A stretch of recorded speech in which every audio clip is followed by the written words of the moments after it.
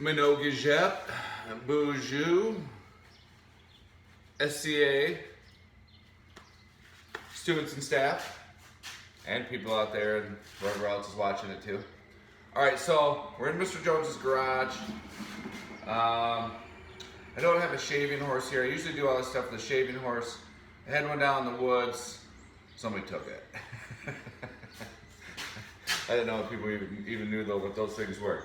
So I got the wood down that we were working on the other day. I got it into more of a manageable piece. I got it into a long, straighter piece, and it's really looking like a lacrosse stick to me. So here's the one I'm working on right now. Before this one, I just have to finish up the end with it. So I really want to get this out of this. So I put it down here, and I got a nice little pattern, just a rough pattern on here. And I sketched that out on there so I can kind of see what I'm doing. I want to just bend one of those big grains right there. I owe a big thank you to Mr. Chivis for telling me that. I was bending 2 or 3 at a time and they just weren't bending right. And he told me that when we do baskets, that we just do one grain. So I find a nice big thick grain and that's the one I work with, okay? So I got a nice line here and I want, this is gonna be the part that I bend. So we're gonna line up there. I'm just gonna take my chisel here and let me grab a hammer as well. So we'll chisel and hammer off this piece. It should come off pretty easily. A lot of times it'll just pop off, but what I should do before that, I should actually saw down in it. So I'll grab my saw and I'll actually saw down into that piece so it'll pop right out of there. I had a little towel in here, she's gone. Grab my saw.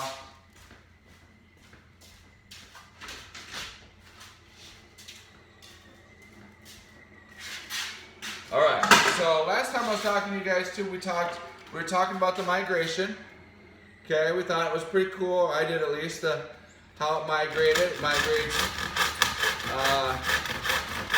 southwest and kind of northeast. But it gets up into Canada and the Canadians just love it. They fall in love with it. And in like 1850, they really started doing a box lacrosse. And there was a guy by the name of Dr. Beers. He was a dentist up there. He actually wrote some literature on rules and stuff for lacrosse, for the box lacrosse, and called himself the father of lacrosse. So if you ever look up Dr. Beers and see his name up there in lacrosse, he's not the father of lacrosse. He just coined himself that name because he wrote the rules in 1850. And well, what happens is a lot of the new settlers here start playing lacrosse and they can't keep up with the natives. They can't keep up with the Ojibwe and the Seneca and everybody. Everybody's so good. So they start realizing that they got to tweak the rules so that they have a chance of winning. Because the settlers here aren't having a chance of winning. So what happens is they start making rules. They start making sidelines. They start making smaller goals. They start making you can only have so many people on the field. And this is also that they have a chance to win. So they start with box lacrosse. And what box lacrosse is just basically an ice rink. It's an ice rink in the summertime that no one's really using.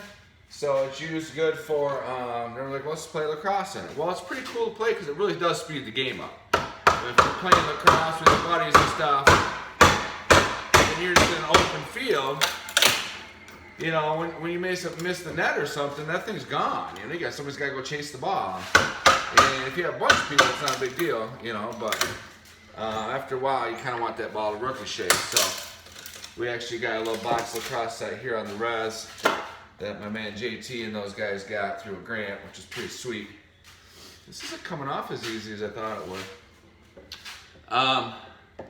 So anyways, the Canadians start taking up lacrosse, and it really becomes their sport.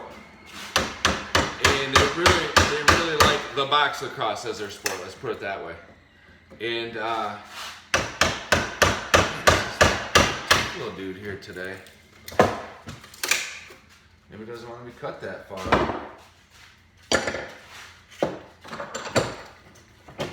Oh, that pops right off there. So, anyways, the Canadians take it up. They start changing the rules in it to make it a little more condensed. Okay, so it starts building a life of its own up there in Canada with the Seneca and the Iroquois and everything.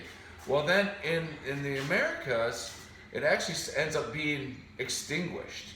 We end up getting rid of it. We don't let anybody play it. We don't let anybody talk about it. We don't let anybody do anything. But so it's just kind of extinguished here in the United States, which is really, really sad because it's a great sport. But that was part of the whole like the stuff that happened at the boarding school and stuff like that. So trying to get all that stuff out of there. So no powwows, no religious freedoms like that, like we have today. So it was a real bad time for lacrosse. Hold on 1 second here.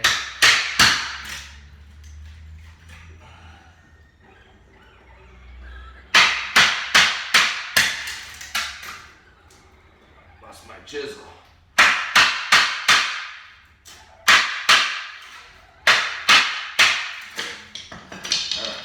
So now, we're breaking this down a little better. We're starting to see sticking there. I gotta take this one out too. Okay, and I can start knifing this stuff back here as well. So, you know, I can see that I'm gonna bend this part right here. This is gonna be my handle right here that I picked out. Okay, and this is a really nice piece of wood here. So what I'll start doing is I'll start knifing this down. Get this locked in here real good. And I can start removing a lot of material out of here.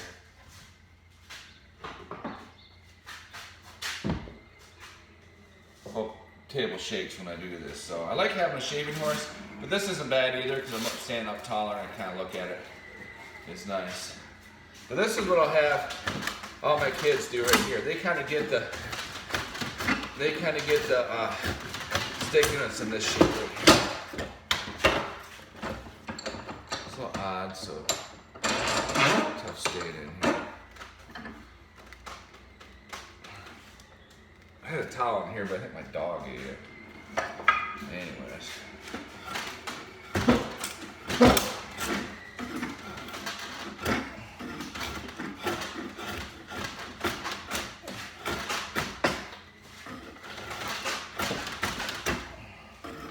Now I don't want to get too confident with my knife too because I'm not sure what's going to happen underneath this. There might be some bumps or some little knots or something in there that I don't really like. So I really kind of want to be real careful how much material I take off. But this will be all the bottom here. This is stuff that I just rough cut when I was down at the woods. And we'll just clean this up a little bit.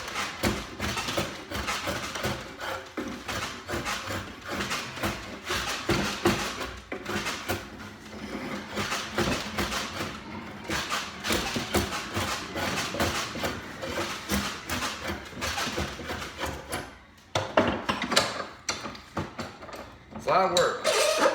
The kids work really hard on these sticks. They gotta go through a lot. You know, it takes them a couple weeks to do it with me, and I'll tell you, this wood's really hard to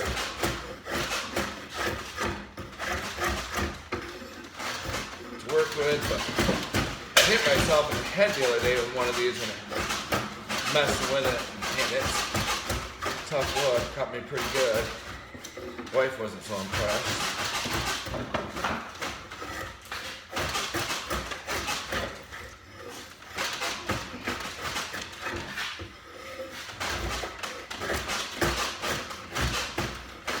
So the game does do intercontinental migration too. In the late 1700s, there's a couple girls that come over and they watch the they watched the Seneca play a couple games of lacrosse. And they work at a boarding school. They both work at boarding schools over in Europe. And when they saw the game, they thought it was really neat. They thought it was a game that they could play with the boys and girls. So like 1790s, the game goes over to Europe, and they start playing it over there, and it really takes off. They called it the Game of Savages. But it takes off and really becomes popular after the boys and girls are over there playing it, which is why like we have like Duke lacrosse and Syracuse lacrosse. Syracuse jump in there, but because they're up there by the Seneca. But we have all these different Ivy League schools that embrace it now because of this. You know, what happens is it goes over there in the 1790s.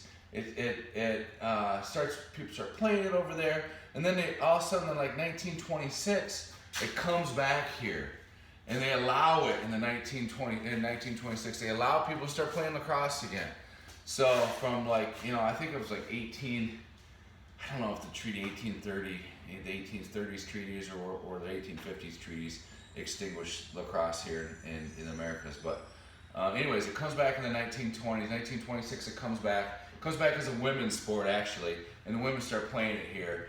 But then it starts building up again. But then when really people start, Ivy League schools kind of start copying the European schools, they start playing lacrosse. And so Duke becomes real big lacrosse, like Virginia and all those schools, these Ivy League schools start embracing this lacrosse because, hey, this is our sport. We've been playing this sport in Europe since 1800.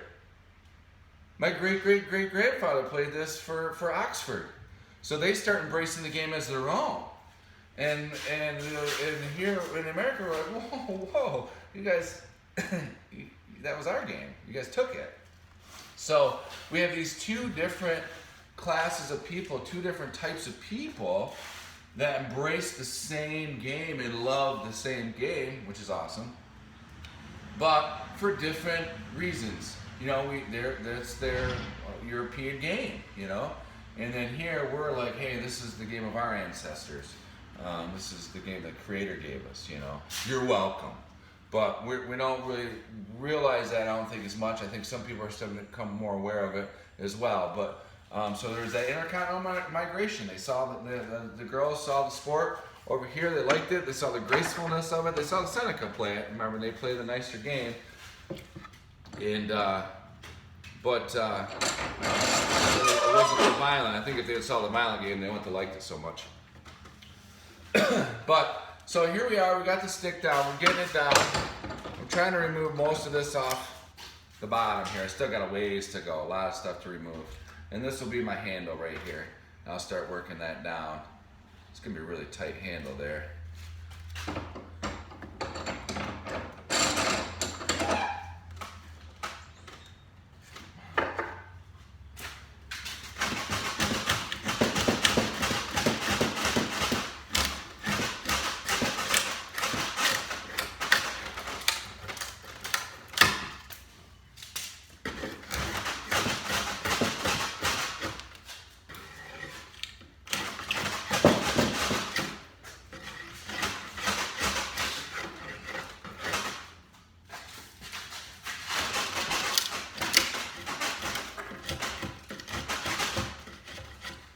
That there looks pretty good.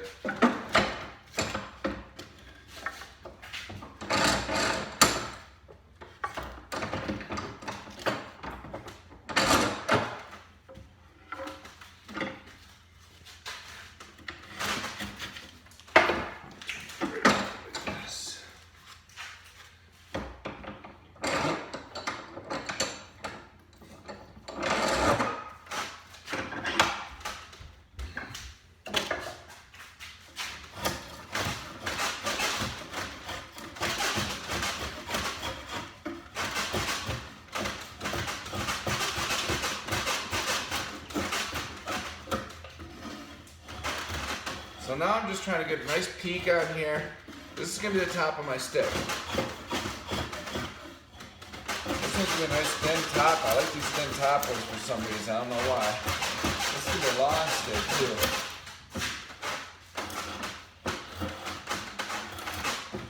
It could be an adult stick. I'm not sure.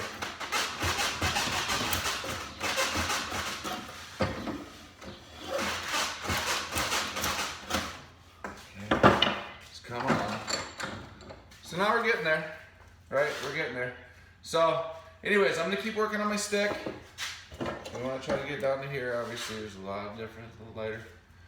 I'm gonna keep working on my stick here. It says my power's low on my thing there. So, remember, this is what we're trying to make over here. Trying to make some beautiful lacrosse sticks here. So, I'm not sure whose these are. I think these are both mine.